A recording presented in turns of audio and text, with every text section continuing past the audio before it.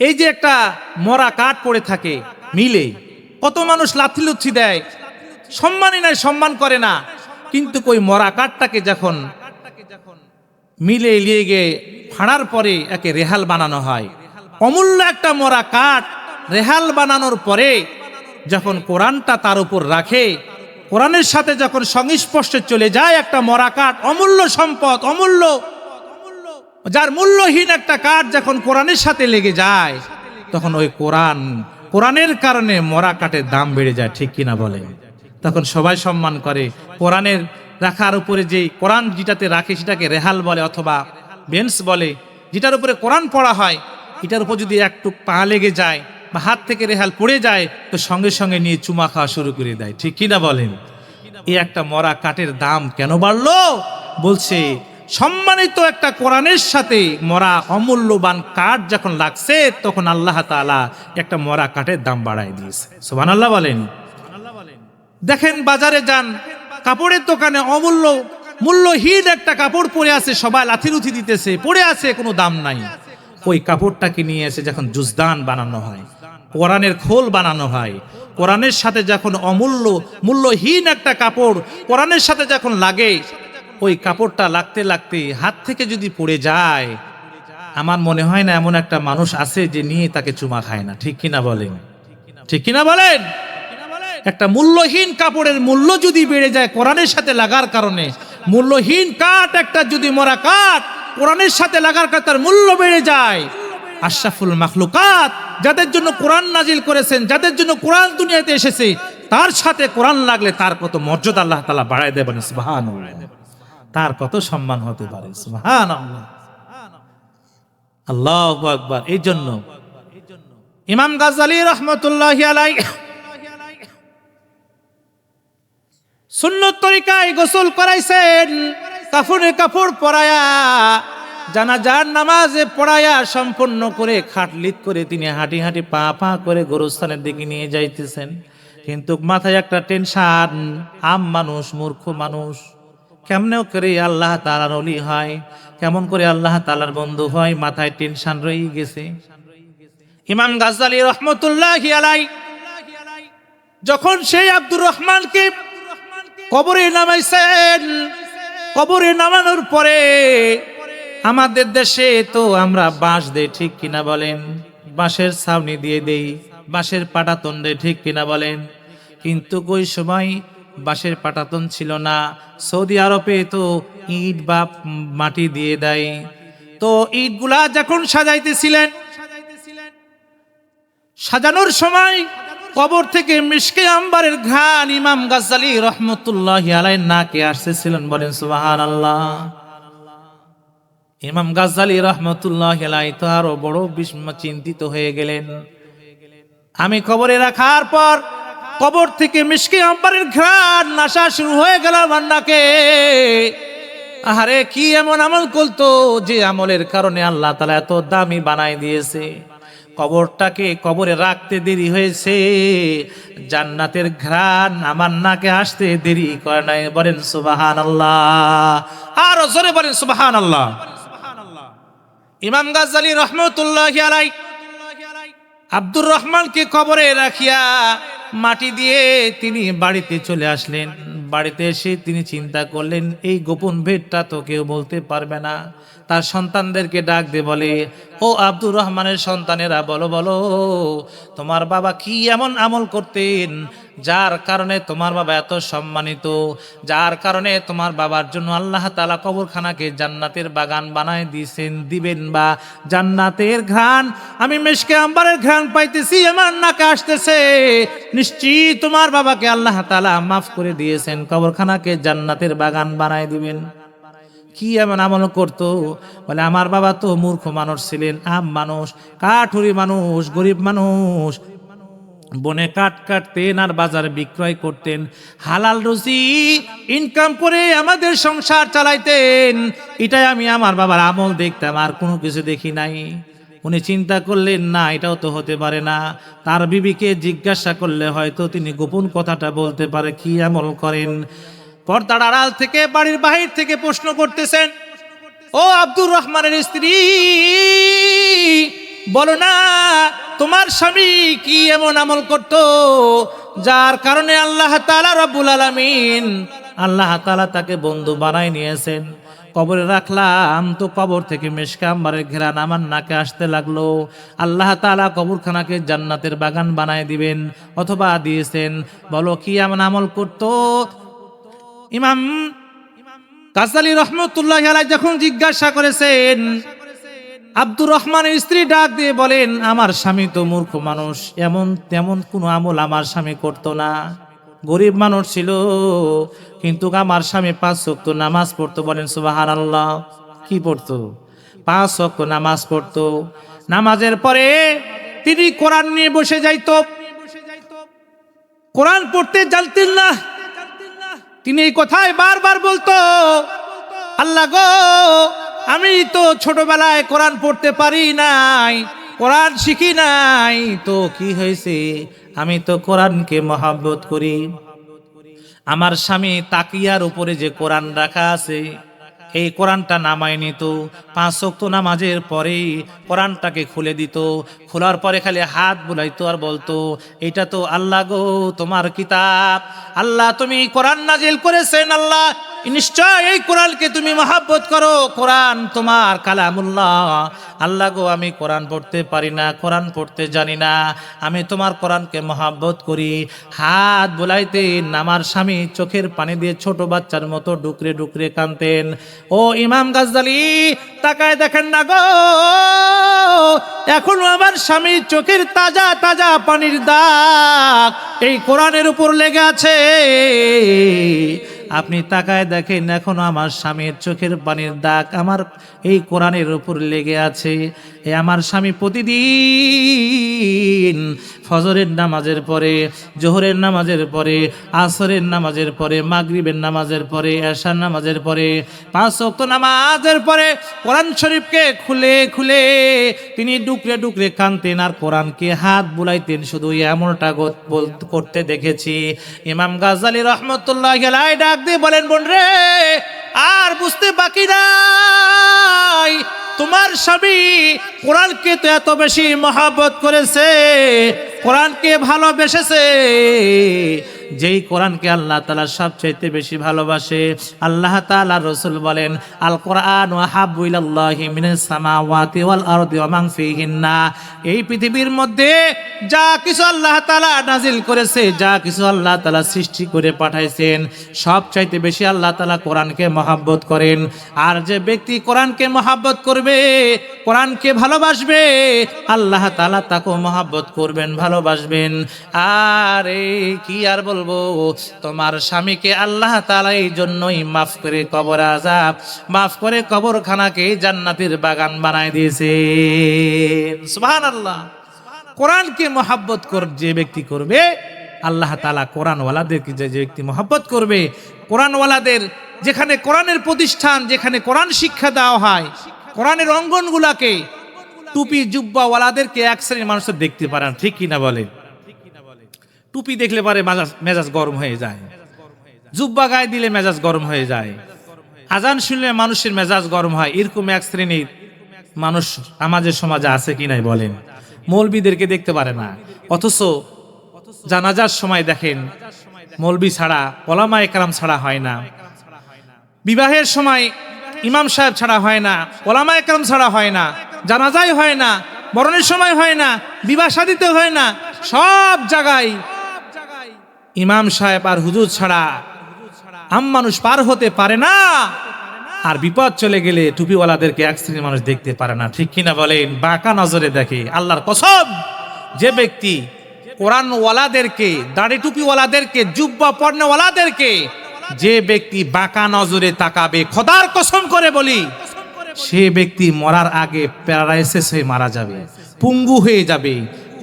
ওই ব্যক্তি মরার আগে লাঞ্ছিত হয়ে দুনিয়ায় মারা যাবে। আল কোরআনু শাফিউন মুশাফফাউন ওয়া মা হিল্লুন মুসাদ্দাকুন মান জাআলাহু আমামাহু কাদা ইলাল জান্নাহ।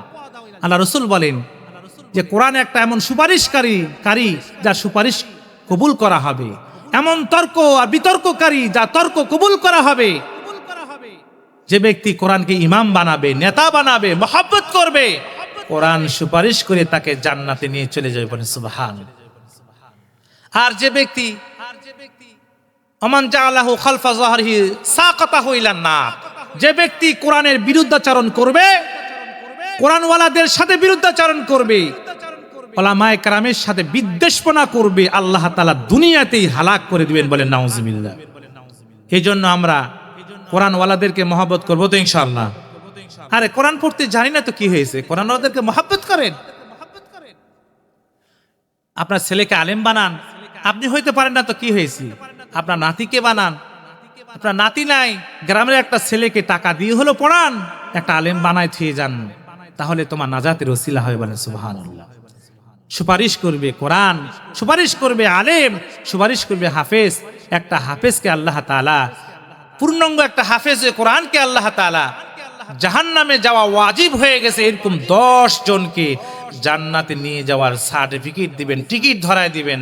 হাফেজ সাহেব নেন, দুনিয়াতে কোরআন পড়েছিলেন, কোরআন অনুযায়ী আমল করেছিলেন, হালালকে হালাল হারামকে হারাম জেনেছিলেন, তা অনুযায়ী আমল করেছিলেন, ইখলাসের সাথে আল্লাহর কোরআন আমল করেছিলেন, আল্লাহ কোরআন অনুযায়ী জীবনটাকে পরিচালনা করেছিলেন, কষ্ট করেছিলেন, হারাম ছেড়েছিলেন, হালাল ধরেছিলেন।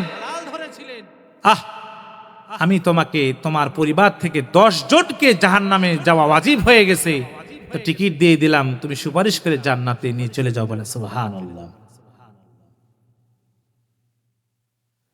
তাহলে আমরা আমাদের সন্তানদেরকে হাফেজে কোরআন বানাবো তো ইনশাআল্লাহ। সন্তান নাই, নাতিকে বানাবো, নাতি নাই, গ্রামের ছেলেকে বানাবো, বানায় মারা যান, মরার পরে আপনি হাসবেন। এমন জীবন করিবে গঠন, মরিলে হাসিবে তুমি, কাঁদিবে ভুবন। তুমি এমন একটা জীবন গঠন করে যাও, যে এমন জীবন গঠন করবে, মরার পরে তুমি হাসবে আর দুনিয়ার মানুষ কানবে। আহারে মানুষটা কতই না ভালো ছিল, কত ভালো ছিল, তার ব্যবহার কত ভালো ছিল, তার চলাফেরা কত ভালো ছিল, তার লেবাস পোশাক, তার আদান প্রদান কত সুন্দর ভালো ছিল, আমাদের সাথে কত সুন্দর আচরণ করেছে, 5 ওয়াক্ত নামাজ পড়তো, মসজিদে যাইতো, আমাদের সাথে সুন্দর আচরণ করত।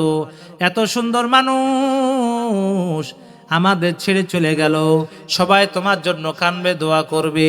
আর যে ব্যক্তি সুন্দর আমল করে দুনিয়া থেকে চলে গেল, আমল মরার পরে দেখার পরে ওই ব্যক্তি হাসতে হাসতে জান্নাতে যাবে, বলেন সুবহানাল্লাহ। হাসবে। যখন ভোট, যখন নির্বাচনের আগে সবাই তো চিন্তিত থাকে, যখন পাশ করে তখন ফুলের মালা, টাকার মালা গলায় দিয়ে এলাকা গোটায় ঘুরায় আর আনন্দ ফুর্তি করতে থাকে। তো মেহনত করেছে বিধায় তো হয়েছে, টাকা খরচ করেছে বিধায় তো হয়েছে। তো দুনিয়াতে যারা মেহনত করবে, কষ্ট করবে আখিরাত কামাই করার জন্য, মরার পরে তারা হাসতে হাসতে জান্নাতে চলে যাবে, বলে সুবহানাল্লাহ। এই জন্য যে ব্যক্তি দুনিয়াতে কোরআনওয়ালাদের সাথে মহাব্বত রাখবে, ভালোবাসবে, আল্লাহ তাআলা তাদেরকেও ভালোবাসবে।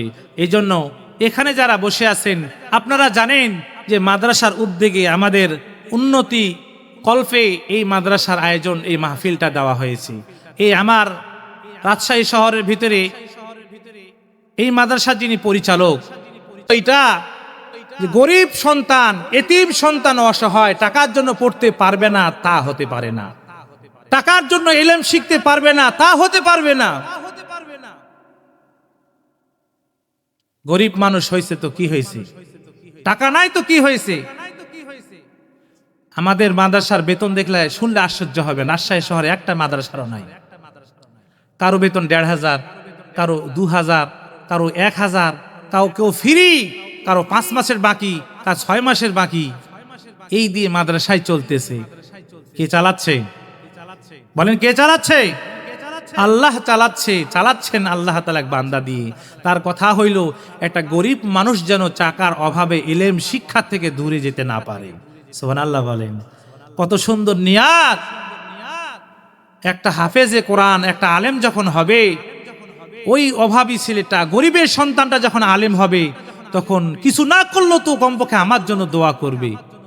আমি একটা নাজাতের ওসিলা, আখিরাতের জন্য, নাজাতের জন্য তিনি এই মাদ্রাসাটাকে করেছেন। এই জন্য বড় আশা নিয়ে আপনাদের কাছে আমি বড় হাত পাতাইলাম আপনাদের কাছ থেকে। এরকম কে আছেন যে আল্লাহ তাআলা রব্বুল আলামিনের যে এই দুনিয়ায় 10 জন আল্লাহ তাআলা জান্নাতি সুসংবাদ দিয়েছেন, 10 জন আশারায়ে মুবাশশারা, 10 জন সাহাবী তারা জান্নাতে যাবে।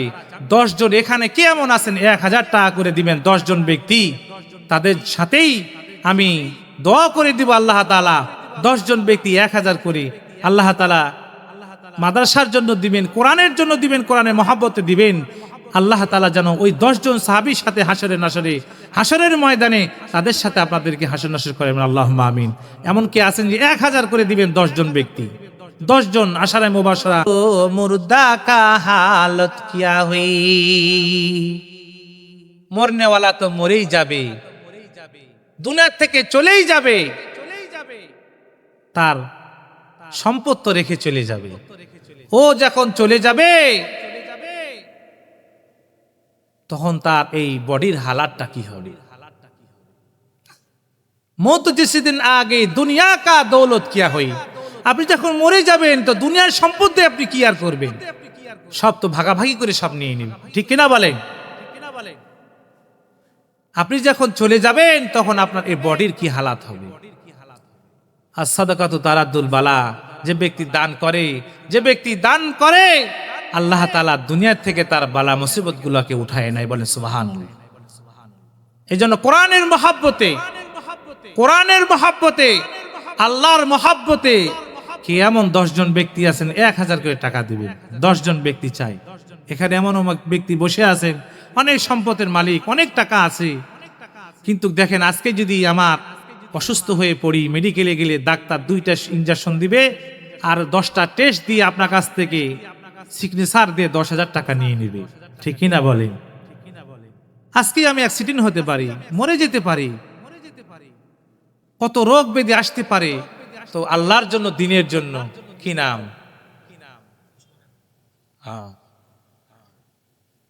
নারে তাকবীর। আমাদের মাদ্রাসার শিশু বিভাগের আব্বা উসমান কি নাম, হযরত নবী করিম সাল্লাল্লাহু আলাইহি সাল্লামের 2 মেয়ের জামাতা, যাকে বলা হয় জিন্নুরাইন, হযরত উসমান গনি রাদিয়াল্লাহু তাআলা আনহু, তিনার বাবা তার সন্তানকে এই মাদ্রাসায় রেখেছেন, কোরআন শিক্ষা করার জন্য থুয়ে গিয়েছেন, মাদ্রাসার জন্য কোরআনের মহব্বতে 1000 টাকা দান করেছেন। আল্লাহ আমার এই ছাত্রর বাবা 1000 টাকা মাদ্রাসায় দান করলো, আল্লাহ গো দানকে কবুল করিয়া নেন, জানে মানে বরকত দান করিয়া দেন, তার সমস্ত আসমানে বালা জমিনে বালা। ডাক দে বলেন উম্মতেরা রে যাও, বদ্ধ করে দিলাম, নদীর ধার থেকে আর জীবিত ফিরতে পারবে না, সন্ধ্যার আগেই যা আসে প্রতিদিন আজকে আসতে পারবে না, মারা যাবে। নবী বদদুয়া করেছে, কে বদদুয়া করছে? নবী বদদুয়া করেছে, উনি আর সেখান থেকে ফিরতে পারবে না, মারা যাবে সেখানে। উম্মতেরা তো সবাই তাকিয়ে আছে, নবী বদদুয়া করছে আজকে মারা যাবে, যাক এই জালেমের কাছ থেকে আমরা আজকে বাঁচতে পারবো। সবাই বিকালবেলা তাকিয়ে আছে, আজকে ধোপাকে মানে মৃত অবস্থায় মানে মৃত নিয়ে আসতে হবে নদীর ধার থেকে, কিন্তু সবাই দাঁড়িয়ে আছে, দেখে উনি সশরীরে সুস্থ অবস্থায় মাথায় টপলা নিয়ে বাড়ির দিকে আসতেছে। ওনারা আশ্চর্য হয়ে গেছে, কি ব্যাপার? নবী বদদুয়া করেছে, মরে যাওয়ার কথা, সেখানে সে তো জীবিত আসতেছে। দৌড়ায় গেছে নবীর কাছে, কি দোয়া করলেন, বদদুয়া করলেন? মরার কথা, সে তো মরে নাই, ও তো জীবিত আসতেছে। তে ঈসা আলাইহিস সালাম বলতেছেন ওনাকে আসতে যাও, উনি আগে আসুক, আসার পরে আমার কাছে নিয়ে আসো। নিয়ে আসা হলো। ঈসা আলাইহিস সালাম তাকে বললেন যে তোমার মাথায় কি বলে টপলা, এটা রাখো, টপলাটা খুলো, মানে কাপড়ের টুপলা খুলে দেখে এক বিষধর সাপ, বিশাল বড় সাপ, কালো কুচকুচে, তার মুখে মোহর মারা আছে, ফেনা তুলছে।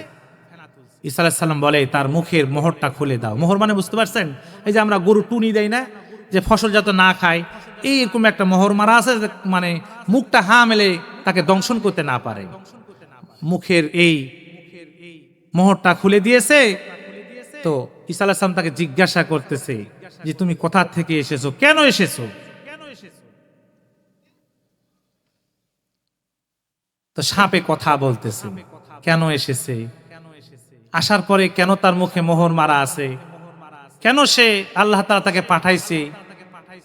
কথা বলতেছে সাপ কার সাথে? নবীর সাথে। কি নাম? ঈসা আলাইহিস সালাতু ওয়াস সালামের সাথে। তার আগে আপনাদের কাছে মাত্র 10,000 টাকা বলেছিলাম, একজন করে চেয়েছিলাম। কেমন আছেন? 1,000 টাকা 10 জন ব্যক্তি দিবেন। এখন নাই এমন 10 জন ব্যক্তি, আশারে মুবাশশারা 10 জন সাহাবী এরকম আছেন যে 10 জনের পক্ষ থেকে, 10 সাহাবীর পক্ষ থেকে 1,000 করে 10 জন টাকা দিব। এরকম অনেকে বসে আছেন। এই টাকা রেখে গেলে আপনার কোনো লাভ হবে না, রেখে তো চলেই যাবেন, থেকে যাবে, কোনো উপকার দিবে না। এই জন্য আপনারা দেন। আমি আপনাদের কাছে এই যে ঘটনাটা বললাম, সাপ কি বলবে, ঈসা আলাইহিস সালামের সাথে কি কথোপকথন হবে, কেন এসেছিল, এটা বলেই সমর্থন করে দেবো ইনশাআল্লাহ। মাত্র 10,000 টাকা। কয় হাজার টাকা? এরকম কেউ নাই? দিবেন। বাকি লেখান পরে দিবেন, যে বাকি লেখাইতেছি ইনশাআল্লাহ পরে মাদ্রাসায় পৌঁছায় দিব। এরকম কেউ নাই? আহা, আমি চাঁপাইনবাবগঞ্জ জেলার শিবগঞ্জ থানা শাহবাজপুর ইউনিয়ন, সেই বর্ডার অঞ্চল, একবার মাহফিলে গিয়েছিলাম, কালেকশন করতেছিলাম। বহু মাদ্রাসায় কালেকশন করেছি ওই এলাকায়। তো দেখেছি আলহামদুলিল্লাহ। কি না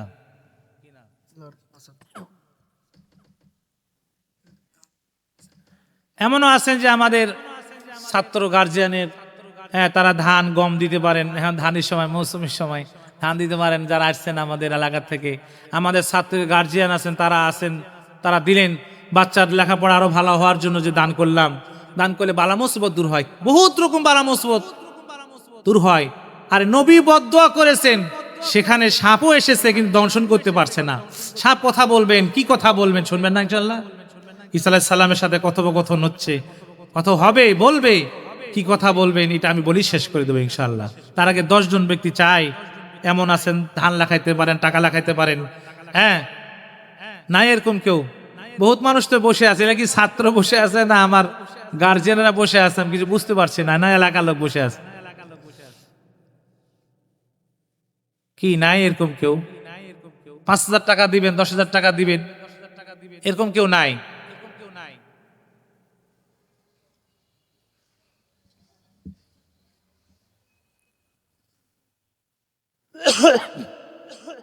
যাক, আল্লাহ আপনাদের দান করা তৌফিক দান করেন, আল্লাহুম্মা আমিন বলেন।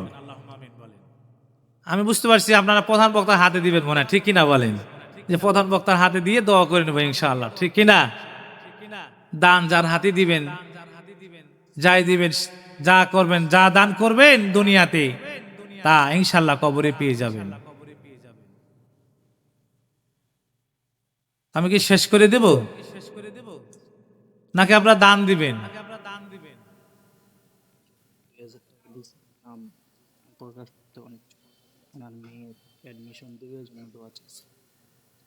আল্লাহ, আপনার এক বান্দা 2,000 টাকা তোমার কোরআনের মহব্বতে আল্লাহ দান করেছেন মাদ্রাসায় গো আল্লাহ।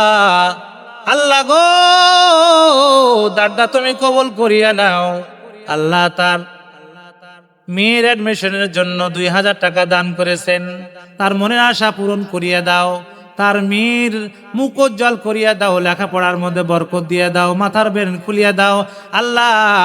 তার মা বাবার মুখ উজ্জ্বল করার মতো মেয়ের সেই যোগ্যতাগুলা তুমি তার মধ্যে দিয়ে দাও, দান কবুল করিয়া নাও, পিতা মাতার মনের আশাগুলো পূরণ করিয়া নাও আল্লাহ গো। তার সমস্ত গুনাহগুলা মাফ করিয়া দাও, তার আত্মীয় স্বজন যারা মারা গেছেন তাদেরকেও মাফ করিয়া দাও আল্লাহ।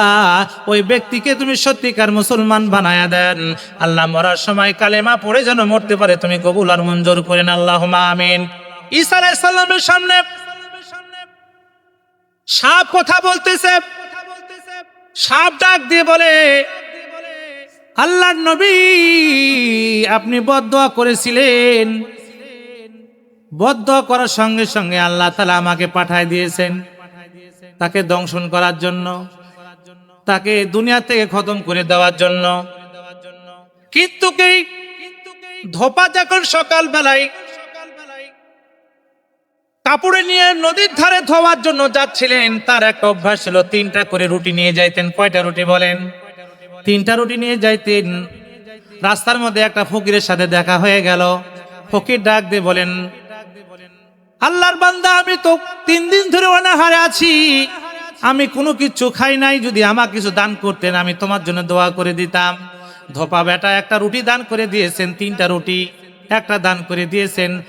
ধোপা একটা রুটি দান করার পরে ফকির দোয়া করলেন, আল্লাহ গো আল্লাহ, 3 দিন ধরে অনাহারে আছি, আমাকে রুটি দান করলো আল্লাহ।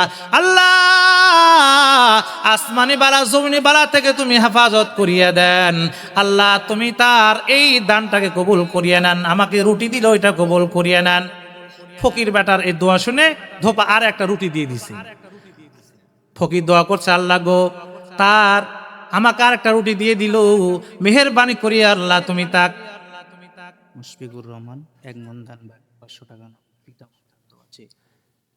আল্লাহ গো, তোমার একজন বান্দা মুশফিকুর রহমান 500 টাকার নগদ 1 মন ধান দান করেছেন। আল্লাহ গো, দান তুমি কবুল করিয়া নেন, জানে মালে বরকত দান করিয়া দেন, তার আত্মীয় স্বজন যারা কবর চলে গেছে মাফ করিয়া দেন আল্লাহ, তুমি তাকে সত্যিকার মুসলমান বানায় দেন।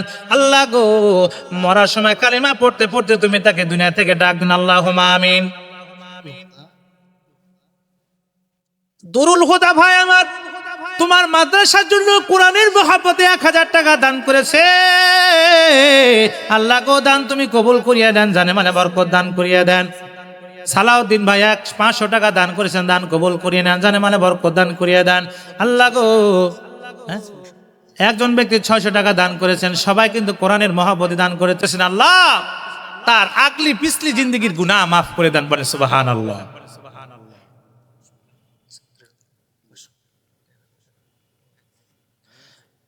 মোহাম্মদ মুশফিকুর রহমান আমাদের মাদ্রাসার ছাত্রর বাবা, 500 টাকা নগদ, 1000 টাকা বাকি এবং 1 মণ ধান। আল্লাহ, আমার জন্য দোয়া চেয়েছে। আল্লাহ গো, তোমার এই বান্দা যিনি আমার মাদ্রাসার বাচ্চার তলবে এলেমের বাবা দান করেছেন, আল্লাহ দান কবুল করিয়া নেন, জানে মানে বরকত দান করিয়া দেন। আল্লাহ, তার সন্তানকে সুলতানুন আরিফিন বানায় দেন। আল্লাহ গো, তার আব্বা আম্মা কবরে চলে গেছেন, কবরখানাকে জান্নাতের বাগান বানায় দেন। আল্লাহ, তুমি তাকে সত্যিকার মুসলমান বানায় দেন, মরণের সময় কালিমা পড়া ইমানে কওয়া তৌফিক দান করিয়ে দেন, আল্লাহুম্মা আমিন। 3টা দোয়া করেছেন, দোয়া করে 3টা রুটি দান করে চলে গেছেন। এই জন্য আল্লাহ তাআলা তার এই 3টা রুটি দান করার কারণে 3টা দোয়া আল্লাহ তাআলা আসমানে কবুল করেছেন এবং নবীর বদদোয়া আল্লাহ কবুল করে তাকে দুনিয়া থেকে হালাক করে দেওয়ার জন্য সাপও পাঠিয়ে দিয়েছিলেন। আব্দুর রাজ্জাক, আল্লাহ তোমার নামের সাথে কত সুন্দর, রাজ্জাক রিজিক দাতা, বল সুবহানাল্লাহ বলেন। আপনারা আমার রিজিক যিনি বন্টন করেন, পৌঁছায় দিতেছেন, পৌঁছাবেন, সেই রাজ্জাক আল্লাহর নাম, তার সাথে আপনার বান্দা, তোমার নাম আব্দুর রাজ্জাক, রাজ্জাকের গোলাম। আল্লাহ, তোমার বান্দার সমস্ত রিজিকের অভাব দূর করে দিয়া সত্যিকার মুসলমান বানায়া আসমানি বালা জমিনি বালা থেকে হেফাজত করিয়া আল্লাহ ঈমান নিয়ে কবর যাওয়ার তৌফিক দান করেন, আল্লাহুম্মা আমিন। নবীর বদদোয়া কবুল হয়েছে, ফকির বেটার কাছে যে 3টা রুটি দান করেছেন সেটাও কবুল হয়েছে।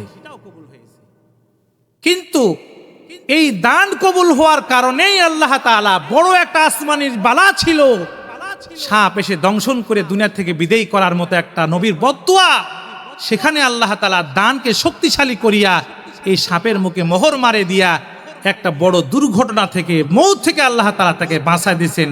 এত বড় শক্তিশালী একটা ইবাদত, সেটা হলো দান। এই জন্য আমরা বেশি বেশি দান করব। মাদ্রাসা, মসজিদ, অসহায়, দুস্থ, মিসকিন, এতিম, অসহায়ের কাছে দান করতে থাকবো। আমাদের সামর্থ্য অনুযায়ী আল্লাহ তাআলা দ্বীনের রাস্তায় দান করে আমরা যেন আখিরাত দুনিয়াতে মঙ্গল হাসিল করতে পারি, সমস্ত বালা মুসিবত থেকে হেফাজত থাকতে পারি। আল্লাহ তাআলা আমাদের কবুল করেন, আল্লাহুম্মা আমিন।